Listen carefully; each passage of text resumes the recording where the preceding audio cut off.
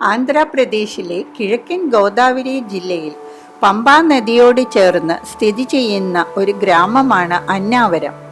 അന്നാവരത്തെ പ്രശസ്ത ക്ഷേത്രമാണ് ശ്രീ വീരവെങ്കട സത്യനാരായണ സ്വാമി ദേവസ്ഥാനം.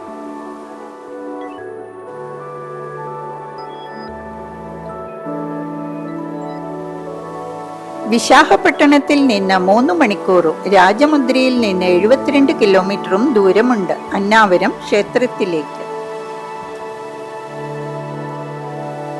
ഈ ക്ഷേത്രത്തിന്റെ ദർശന സമയം രാവിലെ 6 മണി മുതൽ 12 മണി വരെയും 12:30 മുതൽ രാത്രി 9 വരെയുമാണ്. തിരുപ്പതി ക്ഷേത്രത്തിലെ വഴിപാടായ മൊട്ടയടിക്കൽ ഇവിടെയും നടത്താം. ഇത് മൊട്ടയടിക്കാനുള്ള മണ്ഡപമാണ്.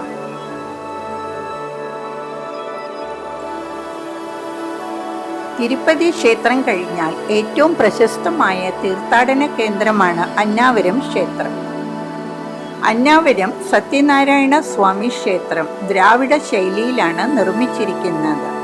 ക്ഷേത്രത്തിലെ ഭഗവാന്റെ മഹത്വം സ്കന്ദപുരാണത്തിലെ രേഖണ്ഡയിൽ വ്യാപകമായി വിവരിച്ചിട്ടുണ്ട്.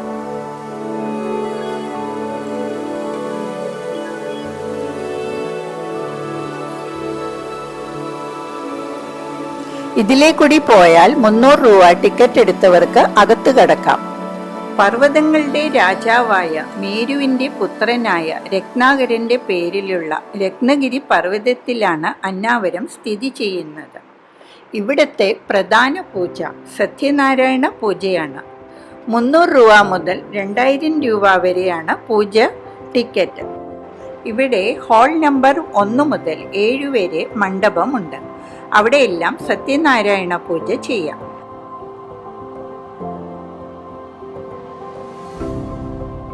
ഞങ്ങൾ ഹാൾ നമ്പർ 6ലാണ് പോയത്.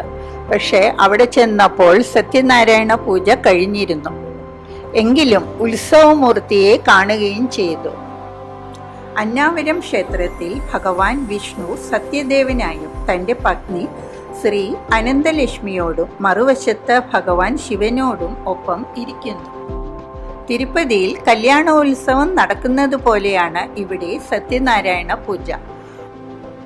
ഒരു ഹാളിൽ 500 മുതൽ 1000-ഓളം ആളുകൾക്ക് ഒന്നിച്ചിരുന്ന് പൂജ ചെയ്യാം. ഈ കാണുന്നത് ഗോശാലയാണ്. ഇവിടെ ധാരാളം പശുക്കളുണ്ട്. നമുക്ക് വേണമെങ്കിൽ പശുക്കളെ പൂജ ചെയ്യാം.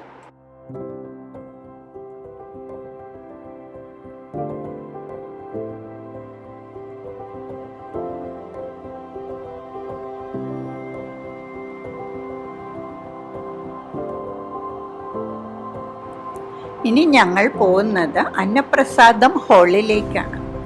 അന്നാവരം ശ്രീ സത്യനാരായണ സ്വാമി, അതിൽ തന്നെ അർത്ഥം അടങ്ങിയിരിക്കുന്നു. അന്നം തരുന്ന ദൈവം എന്നാണ്. ഇതിലിൽ കൂടി അകത്ത് കടന്നാൽ അന്നപ്രസാദം ഹാളായി.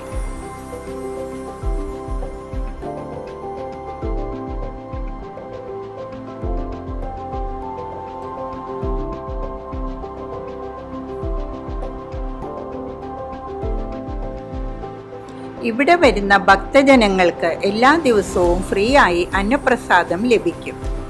ഒരേ സമയം 500 പേർക്ക് ഇരിക്കാവുന്ന വിധത്തിലാണ് ഹാൾ. രാവിലെ 11 മണി മുതൽ ഉച്ചയ്ക്ക് 3 വരെയാണ് ഈ ക്ഷേത്രത്തിൽ അന്നദാനം. എന്നാൽ ഇവിടെ അത്താഴം വിളമ്പാറില്ല.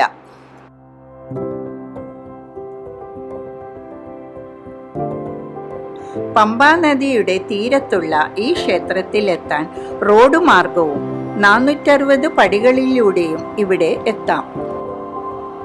ഇനിയും നിറച്ച് സ്ഥലങ്ങൾ ആന്ധ്രയിൽ കാണാനുണ്ട്.